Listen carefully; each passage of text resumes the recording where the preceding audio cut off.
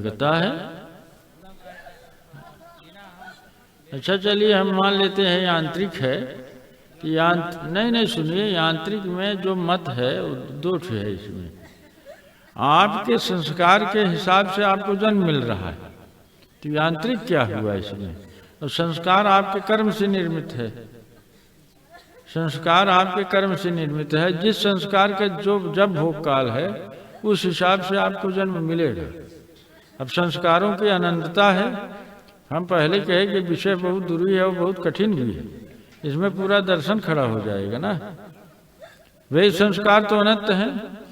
किस संस्कार के आधार पर आपको जन्म मिला? ऐसे माता पिता की प्राप्ति कैसे हो गई? तो कोई विशेष ही संस्कार होगा ना। और जिसने निर्णय किया उसने किसने निर्णय किया? आप इतने सचेतन नहीं थे कि गर्भ का चुनाव कर सकते। कोई कोई बिरले गर्भ का चुनाव करते हैं, बकिया तो सबको व्यवस्था के अधीन उनका जन्म होता है। चुनाव की कोई बात नहीं है। आप बेहोशी में मरते हैं, बेहोशी में जन्म हो जाता है। जब शरीर छूटता है तब बेहोशी में जाते हैं आप, आपको कुछ पता नहीं कि आप कहाँ जा रहे हैं। फिर बेहोशी में आप गर्भ में भी आ जाते हैं, लेकिन वो व्यवस्था के तहत है, ज्ञानियों के मत से। वो व्यवस्था के तहत इसलिए है कि कर्म का परिणाम निश्चित है, वो ईश्वर के अधीन है, वो बेहोश नहीं होता है। जिसको गर्भ मिलता है उसके कर्म के अनुसार ही गर्भ मिलता है। तो हम तो प्रश्न पूछेंगे ही ना कि भाई आपने जन्म लिया तो आपको जो व्यवस्था मिली वो कर्म के हिसाब से मिली, तो फिर भी तो आपकी जिम्मेदारी हुई ना। आप सो जाएं या जागृत रहें, आप बेहोशी में मर गए या होश में गए आप, तो होश में तो मरने वाले कम लोग हैं, क्योंकि इसकी तैयारी तो बहुत कम लोगों की है। अधिकांश लोग बेहोशी में ही शरीर छोड़ते हैं। बेहोशी में शरीर छूट गई तो ये समझ में आया कि नहीं अब जो है कोई नियम लागू नहीं है। नास्तिक लोगों के लिए कोई नियम नहीं है। जो समझने वाले हैं वो जानते हैं कि फिर भी नियम लागू है। आपका जो संस्कार, जो कर्म का विपाक है, जिस हिसाब से, उस हिसाब से सृष्टि के नियम के तहत आपको जन्म सुलभ होता है।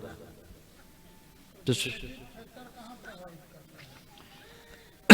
प्रभावित यहाँ करता है आपका संस्कार जहाँ मिलता है जिस माता पिता से, उसके गर्भ में आपको छोड़ा जाता है प्राकृतिक व्यवस्था से। मिला नहीं है। जेनेटिक तो आपके संस्कार के अनुसार से ऐसे माता पिता मिल रहे हैं।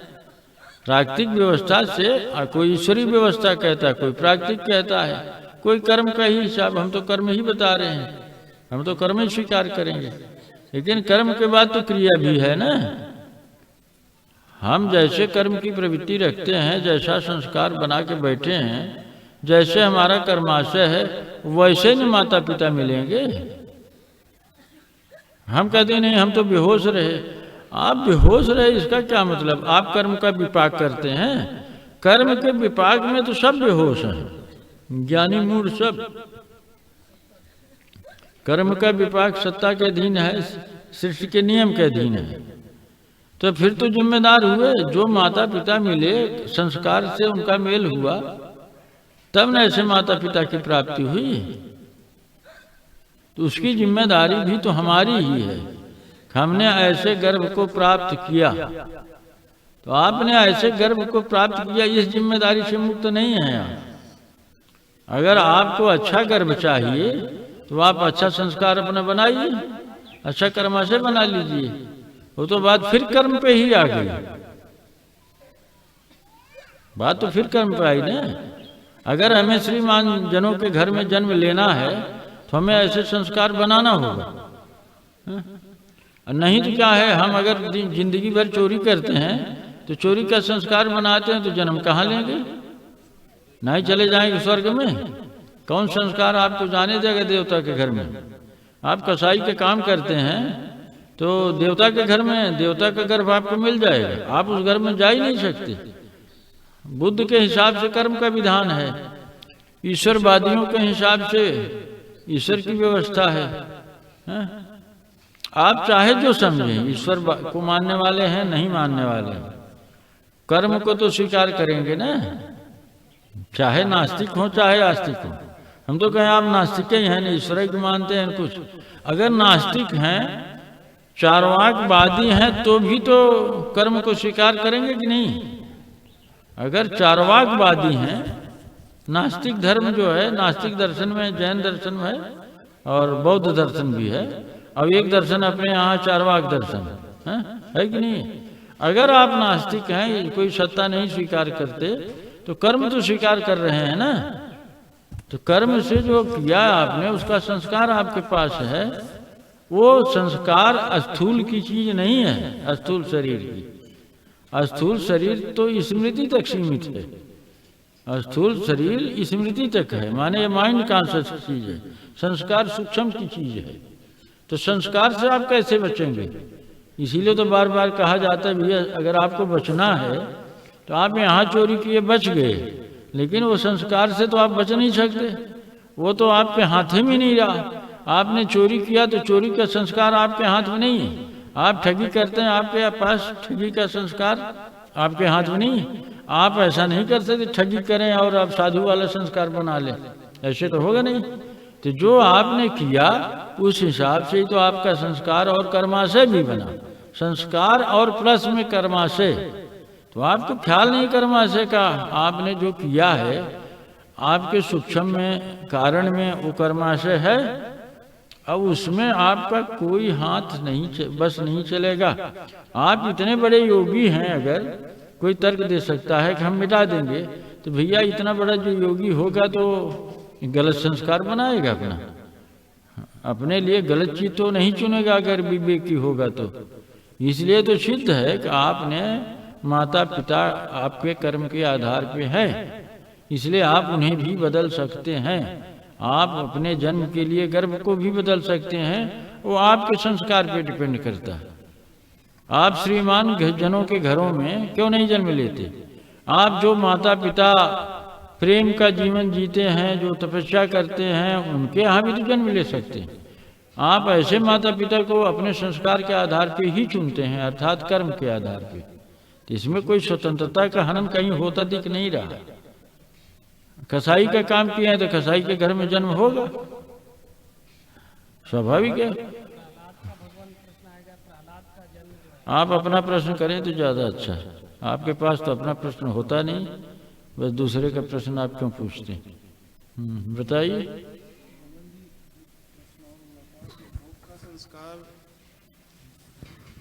नहीं नहीं, आप अपनी समस्या बताइए सीधा सीधा। भोग का संस्कार तो बता चुकी। बीज करने का दो रास्ता बताए थे आप। दो रास्ता क्या बताए थे? एक रास्ता है भोग को ठीक से समझा जाए कि भोग दुख रूप है। अगर पूरी तरह से बोध हो गया कि काम ही दुख है तो भोग का संस्कार खत्म। संस्कार तो रहेगा ना, निर्बीज हो गया। खत्म माने खत्म नहीं, निर्बीज हो गया। हमें आग में हम जल पैर रखेंगे, जब ये बोध हो गया आग में पैर रखने का मतलब जलना ही है, ये बोध हो गया, तो हम स्वप्न में भी आग में पैर नहीं रखते। ये तो जो लोग बोध से युक्त नहीं है वो गलत कर्म में प्रवृत्त होते हैं। वे क्या तर्क देते हैं ना, वो फलाना बच गया ना, वो कत्ल के रहा ना, वो चोरी किया था ना, वो डकैती किया तो बच गया। तो वो देखिए गजब गजब तर्क देते हैं। देखा वो ये तो बड़ा साधु रहे ना, लेकिन ये कहाँ इतना भोगत है ना। देखा फलाना तो बहुत गलत किया लेकिन बड़ा मस्त वो दुनिया भर के तर्क वितर्क लोग यहाँ भी देते हैं लोग। कई लोग तो अब तो इस समय नहीं देते, रामा प्रताप यही तर्क देते थे। है सही आदमी की बड़ी दुर्दशा। अरे सही आदमी की कोई दुर्दशा नहीं होती, ये न समझने वाले लोग होते। सही आदमी कौन दुर्दशा होती भाई? सही कर्म करने वाले सही परिणाम पाते हैं, उनकी दुर्दशा होने का कोई प्रश्न ही नहीं है। अब पता नहीं कहाँ से तर्क देते हैं, नहीं वो सही कर्म करने वाले देखिए वो बहुत बहुत दुख पाते हैं। तो ये तो अपनी बुद्धि की कमजोरी है भाई, ये तो अपनी दृष्टि की कमी है। कर्म की गति को जब नहीं देख पाते तो वो ऐसा बोलते हैं। तो भोग के संस्कार तो हमारे द्वारा क्रिएट किए गए हैं, इसलिए कि हमें भोग में विषय सानिध्य में सुख की प्रतीति प्राप्त होती है, उपलब्ध है। तो हम प्रतीति में उलझे हुए हैं, तो हम उसके लिए ये जवाब देते हैं, आप लोगों को जहाँ प्रतीति है, जरा थोड़ा मुझसे संवाद करिए ना, मुझसे विज्ञान भाव करिए और थोड़ा संवाद करके दिखाइए कि शब्द में प्रतीति है, रूप में प्रतीति है, स्पर्श में प्रतीति है, स्वाद में, गंध में। तो भाई ये काम तो हम भी करेंगे कि नहीं, कहीं नहीं है, कुछ नहीं है। अब आप करते हैं, हमने दर्शा दिया, देखिए भैया न शब्द में है, न रूप में है, न तो भोग में जाएंगे कैसे? पूछ रहे हैं भोग में जाएंगे किस आधार पे? उत्तर दीजिए ना। जब शब्द रूप रस स्पर्श गंध में त्यागी पांचों में सुख की प्रतीति नहीं है, सुख नहीं है, तो भोग की वृत्ति उठाएंगे कैसे? भोग का भाव करेंगे कैसे? वृत्ति बताइए, चाहे भाव ही बताइए, कैसे करेंगे बताओ बंटी। अब हम कहते हैं नहीं नहीं उन्हीं को दो, हम कहते हैं तो लोग बोलते नहीं। अब देखो क्या मूर्खता है लोगों की, हम पूछते हैं तो लोग बोलते नहीं, समझने को लोग तैयार नहीं हैं, परिणाम दर्शन के लिए तैयार नहीं। आके ये क्या कहते हैं कि आप कृपा कर दीजिए, आप दया कर दीजिए, हम दुख से बच जाएं। मेरे पास कोई दया कोई कृपा नहीं है, किसी के लिए नहीं है, क्योंकि आप अपने कर्म का परिणाम भोग रहे हैं, उसमें हम क्या कर सकते? हम तो कुछ कर नहीं सकते। हम ये कर सकते हैं कि आपको सही कर्म के लिए रास्ता दर्शा सकते हैं, हम मार्ग ही बता सकते हैं ना कि आप सही कर्म करिए, दुख वाला रास्ता छोड़ दीजिए। सोच समझने के लिए आप तैयार नहीं हैं, आप मोह ममता में ज्ञान नष्ट करके बैठे हुए हैं, आप दुख का कर्म करते हैं, आप दुखी होते हैं। जब दुख का अनुभव होता है तब चिल्लाते हैं कि कुछ दया कर दी जाए, कुछ कृपा कर दी जाए। तो वो तो कृपा दया का समय नहीं है, वो तो परिणाम भोगना है ना। तो जो दुख है आपके पास, जो कर्माशय आपके पास दुख रूप है, उसका भोग जो है प्रसन्नता पूर्वक करना चाहिए, क्योंकि आप ही का कर्म है। आपने किसी का सिर काटा तो सिर कटने दीजिए, खुश रहिए, क्या दिक्कत है इसमें? हमारा यही मत है, सिर कट जाए यही अच्छा है, क्योंकि अगर आपने रोकने की कोशिश किया तो एक बार के बजाय 2 बार भी सिर कट सकता है। फायदा क्या है? आपने किसी की बाँह काटी है, ऐसा है, तो आप बाँह कटने दीजिए अपनी, फर्क क्या है? अगर इस प्रवृत्ति से बचना है तो ये संस्कार, ये भाव दशा ही बंद कर दीजिए ना, भाव दशा ही आप बदल दीजिए ना। आप दूसरे का कल्याण भी तो का भाव भी कर सकते हैं। सर्वे भवन्तु सुखिनः सर्वे सन्तु, ऐसा भी तो भाव कर सकते हैं। बचने का यही उपाय। लेकिन आप क्या करते हैं? आप अपने लिए दूसरों की कुर्बानी देते हैं। आप सोचते हैं दूसरे से क्या मतलब है, मेरा लड़का ठीक रहे, मेरी लड़की ठीक रहे, दूसरे भाड़ में जाए। आप हर जगह अहंकार की भूमिकाओं को खड़ा करते रहते। अब ये अहंकार की भूमिका कहाँ तक जाती है आप जानते हैं?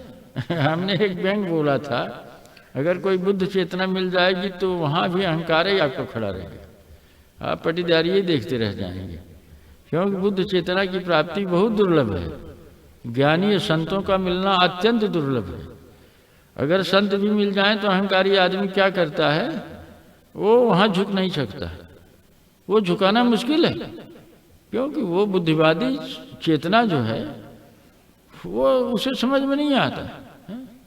वो कृष्ण अर्जुन की बात ना, हे कृष्ण हे यादव हे सखेत, हाँ तुम तो मेरे सखा हो ना। अरे बुद्ध भी किसी के सखा होते हैं, किसी जात के होते हैं, किसी पांत के होते हैं, हाँ, लेकिन लोग वहाँ भी ये करते रहेंगे। तो आप अपने संस्कारों को आप ही बिगाड़ रहे हो। परिणाम दर्शन में कोई बाधा नहीं है। कर्म में प्रवृत्त करेंगे तो आपके अस्तित्व में अनंत संस्कार हैं। अब एक तर्क करोगे, ये संस्कार क्यों इस समय सक्रिय हुआ? हम पूछ रहे हैं, आप ही उसके लिए जिम्मेवार हो। ठीक है, आप ही उसके लिए जिम्मेवार हो। ये संस्कार क्यों इस समय सक्रिय हो गया? क्यों? आपने उस पे ही तो ज्यादा जोर दिया, आपने उस पे ज्यादा जोर दिया। आपने भाव की गहराई वहीं किया ना। चोरी में, ठगी में आप ज़्यादा भाव की गहराई में प्रवेश किए तो संस्कार कहाँ कर्म करेगा? वहीं करेगा, वहीं सक्रिय हो जाएगा। तो आप ही इसके लिए जिम्मेवार हो। हाँ? तो माता पिता की प्राप्ति भी संस्कार कर्म के आधार पे, अर्थात कर्म के आधार पे। तो आप अगर बदलना चाहते हैं तो सबसे बढ़िया रास्ता है, आप वो कबीर पंथ में सत्य सुकृत की बात आती है। कबीर साहब का एक नाम है सत्य सुकृत, तो हम तो साहब का नाम मानते हैं सत्य सुकृत। तो सत्य सुकृत को स्वीकार कर लीजिए। सत्य सुकृत का मतलब ये सरेंडर कर दीजिए। अब सत्य सुकृत पे ही चलना है। सुंदर कृत्य को, सत्कर्म को करना है। किसी के लिए दुख का चिंतन नहीं करना है, किसी के लिए कष्ट पीड़ा का कोई भी भाव नहीं लेना है। कोई पशु पक्षी कीट पतंगा किसी के लिए, सबके लिए मंगल की कामना से युक्त। अभी कल हम बता रहे, अगर किसी के अमंगल की बात मेरे हृदय में चलती है तो हमारा हृदय अशुद्ध है, पक्का। एक लक्षण मिल रहा है ना, उसे शुद्ध करना मेरी जिम्मेदारी है, उन संस्कारों को निर्बीज करना। तो जब हमने कहा कि आप पूरा परिणाम दर्शन करेंगे तो गलत संस्कार सब निर्बीज हो जाएंगे। समझिए, परिणाम दर्शन पूरा हो जाए तो गलत संस्कार बंटी निर्बीज हो जाएंगे। केवल परिणाम दर्शन। अब लोग कहेंगे हमारे पास तो प्रज्ञा नहीं है, विवेक ख्याति है नहीं, एक समस्या खड़ी करते हैं। अरे भाई, आपके पास विवेक ख्याति नहीं, हम मान रहे हैं विवेक ख्याति नहीं, तो आएगी कहाँ से? वो तो समाधि से आएगी ना। विवेक ख्याति तो समाधि से उत्पन्न होने वाली चीज है, तो समाधान कहाँ से आएगा? अरे उलझा देंगे फिर। समाधान तो चिंतन से आएगा, परिणाम दर्शन से आएगा। नहीं नहीं, हमें कुछ नहीं आता है, ये हमारी समस्या है। तो हम कह रहे हैं भैया आपको कुछ नहीं, हम मान रहे हैं, तो पढ़ोगे तब नहीं आएगा। पढ़ना शुरू कर दो, ऑब्जर्वेशन शुरू कर दो, परिणाम दर्शन शुरू कर दो, तो प्रज्ञा का विकास होगा कि नहीं? अब ऐसे ही मूढ़मती बैठे हुए हैं और परिणाम दर्शन करते नहीं। हम खा रहे हैं तो कहाँ जाएगा, पी रहे हैं तो क्या होगा, कितना खाना, कितना पीना, कितना सोना, कितना, अरे हर क्षण पे बात चल रही है, हर क्षण क्षण पे बात चल रही है। अरे देखना शुरू करिए, ऑब्जर्वेशन शुरू करिए, तो प्रज्ञा का विकास तो समाधि से होता है ना। समाधि का मतलब सूरज संभाल के चलना, समाधि का मतलब सूरज संभाल के चलिए, धीरे धीरे प्रज्ञा का विकास हो जाएगा। जो भी कर्म करते हैं उसमें चेतना आवश्यक हो कर दीजिए। नहीं नहीं, सनक करते हैं, सनक करने का क्या मतलब? सनक करने का मतलब क्रिया रूप हो गया, आप संस्कार में आ गए, फिर आप प्रारब्ध के शिकार हो गए, संस्कार के शिकार हो गए। तो आप सूरज संभाल के चलिए तो आप तो स्वतंत्र हैं। फिर तब कहीं प्रारब्ध आ जाएगा तो प्रारब्ध में आपका क्या मतलब है? प्रारब्ध आ जाएगा तो भोग होगा उसका, उसमें तो आप कुछ कर भी नहीं सकते, तो उसको तो सहज स्वीकार कर लीजिए। हानि हो रही है, अब हानि होने पर लोग दुखी होते, ये कोई साधन भूमिका है? ये बिल्कुल साधन भूमिका नहीं। हम व्यक्तिगत बात किसी से कर नहीं पाएंगे इस विषय, क्योंकि लोग अत्यंत मूढ़मती बात करते हैं ना। जब हानि होती है तब आके वो दुख जताते हैं। और यहाँ नियम है, हानि लाभ समय में समभाव होना चाहिए, साधन भूमिका है ना। हानि में जब ज्यादा आप पीड़ित होते हैं तो संस्कार तो आप बना दिया ना आपने। कोई मर रहा तो आप काहे परेशान हैं? आप क्या संस्कार अपना बिगाड़ रहे हैं? तो आदमी अगर समझे, होश में चले तो वो पकड़ेगा, लेकिन उसे तब होता है जब पेट में दर्द होने लगी तब दवा शुरू करता है। ऐसे थोड़ा ही होता है, जब शुगर हो गया तब इलाज शुरू होता है। ये बहुत देर का मामला है। जब हार्ट में परेशानी आ गई तब इलाज शुरू करते। जब कुछ नहीं रहा, चौथे पन्न का आनंद जाए तो सब खत्म हो गई, सारी काम उड़ जाना, तब योग सूझता है। फिर भी बुढ़े लोगों को भी नहीं आती, कहाँ अभी नहीं समझ में आई। तो नहीं समझ में आई अर्थात आप होश में नहीं चले, आपने ऑब्जर्व नहीं किया। जीवन में चलना है, सूरज संभाल के चलना है। किसने कहा कि निष्काम भाव से चलना है, अनासक्ति के भाव से, गुरु के ज्ञान से, गुरु के ज्ञान को लेके चलना है। गुरु का ज्ञान माने दृष्टा भाव लेके, साक्षी भाव लेके चलना है। तो साक्षी भाव छोड़ देते हैं, गुरु के यहाँ कृपा मांगने चले जाते हैं। तो जो मूढ़ गुरु होते हैं वो कृपा देते हैं तो उसमें थोड़ा लहान की बात है ना, लह गई बात तो गुरु जी हो जाते हैं। कुछ लोग ऐसी झूठे सिद्धियों की बात करते हैं, ऐसा कर देंगे वैसा कर देंगे। सिद्धि की बात करने वाले आदमी आध्यात्मिक होते ही नहीं, पक्की बात है एकदम से, जिसे विचार करना। जो सिद्धियों की बात करने वो गैर आध्यात्मिक लोग हैं, चाहे हमारे यहाँ कोई हो, चाहे आप लोग हो, चाहे जो सिद्धियों की बात करने वाले गैर आध्यात्मिक लोग होते हैं। सावधान रहना चाहिए ऐसे लोगों से। लेकिन वो बताते हैं कि हम कर देंगे, कोई कुछ नहीं कर सकता तो आप कहाँ से कर देंगे? हम ऐसा कर देंगे, ऐसा करा देंगे, कुछ भी करा सकने की सामर्थ्य किसी के अंदर नहीं है। सृष्टि का विधान दूसरे के हाथ में है, वो नियमबद्ध है, उसमें कोई छूट नहीं है। वो अलग अलग तर्क दिए जाते हैं, आदमी मूढ़मती तो मान लेता है कि नहीं ऐसा हो जाएगा। हाँ ये सही कह रहे हैं भाई, हम जो चाहें कर तुम अन्यथा कर तुम। तो कर तुम अन्यथा कर तुम वाले हैं कितने लोग दुनिया में। ऐसे योगी से आप ऐसे मिल पाएंगे? ऐसे लोग सोचते हैं, ऐसे योगी से आप कैसे मिल पाएंगे? आप समझते हैं आपका संस्कार है ऐसे योगियों से मिलने का? है?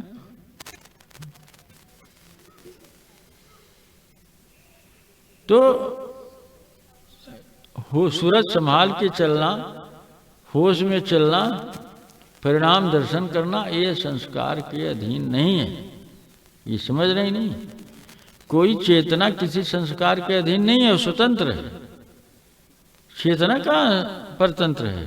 तुझसे पूछो तो चेतना परतंत्र है? नहीं, कोई बताए कि चेतना भी परतंत्र होती है। तो कर्म की परतंत्रता है, संस्कार खराब कर लिए तो कर्म की प्रवृत्ति नहीं। अगर कोई तर्क देता है कि भाई हम तो बड़ी चोरी की, हम परतंत्र हो गए संस्कार, तो किया तो आप ही नहीं चोरी है ना। हम जो क्या, ये सुरेश कहाँ है? सुरती ज्यादा खा ली है, छोड़ दिया तो आड़ भी क्यों बैठे हो? हमें लगा कि सुरती खा के छिपा रहे हो। अच्छा छोड़ दिए तो बड़ा बहादुर आदमी हो गए भाई। नहीं, पान खाने की इनको कहा गया है, सादा पान खाए ना, इनको पान खाना जरूरी है। ये कुछ बात नहीं समझते। हम पान खाना फायदे के लिए कहा है हमने, केवल उसमें सुपारी और सुरती छोड़ने को कहा। पान इन्हें 2-4 खाना चाहिए दिन भर में। सब उल्टा ही कर देंगे एकदम। हाँ, तो देखिए जो सिद्धि की बात करते हैं वो गैर आध्यात्मिक अधकचरे लोग होते हैं। अधकचरे योगी हों कि साधु हों, सिद्धि की बात करना अध्यात्म के ठीक विपरीत बात है। दुख के अंत करने वाले लोग किसी सिद्धि रिद्धि की चक्कर में पड़ते नहीं। अगर साहेब की बात सुने ना कि रिद्धि सिद्धि तो हम कछुना ही मुक्ति करई शौकाई, तो आप मुक्ति खोज रहे हैं कि रिद्धि सिद्धि तो फिर भी सूक्ष्म माया है। रिद्धि सिद्धि फिर भी सूक्ष्म माया